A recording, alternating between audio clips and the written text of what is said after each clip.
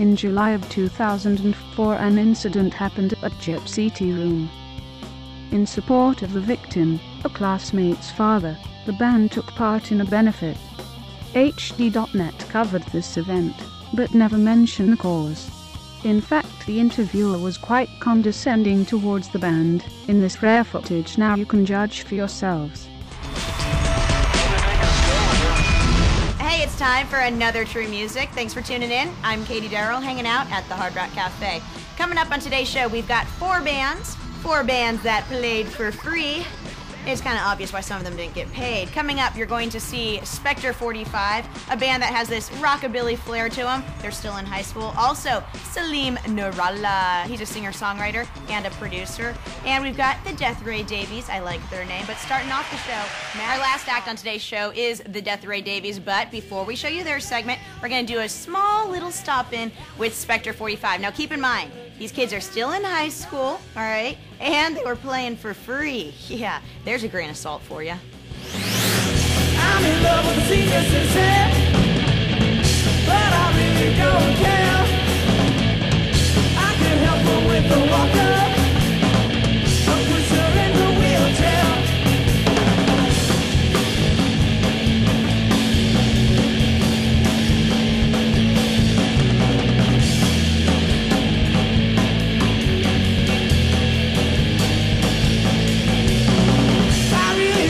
She would date me, even though she's over 80. She could buy me beer and porn, she could buy me beer and porn, she could buy me beer and porn, 'cause that's what love's all about.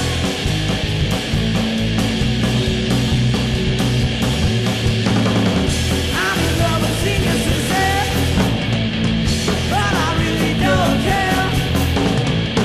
I could help her change her diapers, What's the next step when everyone graduates and maybe goes on to other schools? Does the band have to break up, or are you going to try and do the long-distance band thing? No, we're going to keep going. No long distance at all. We're going to stick to music? Yeah, very much so. All our families support us. So. My grandmother is where we have our practice space. My grandpa's old art studio. So.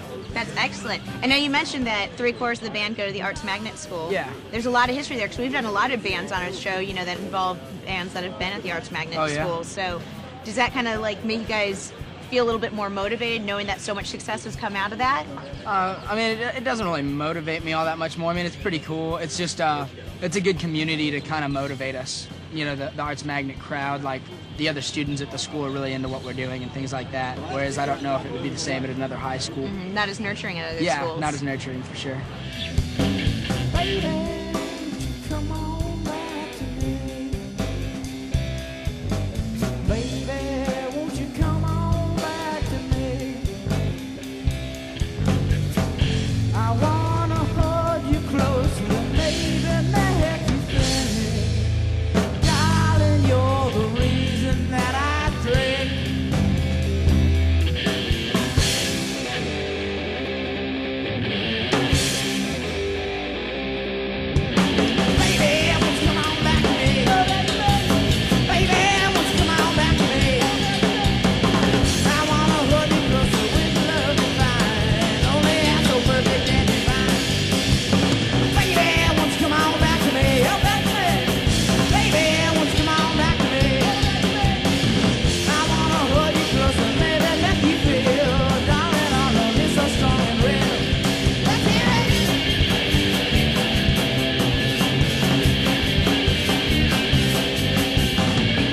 What do you get most out of performing? Do you like seeing other people singing your songs, or is it just the lights? It's it's crowd reaction more than anything, and an adrenaline rush. Energy, for sure. Yeah, energy is definitely the way to go.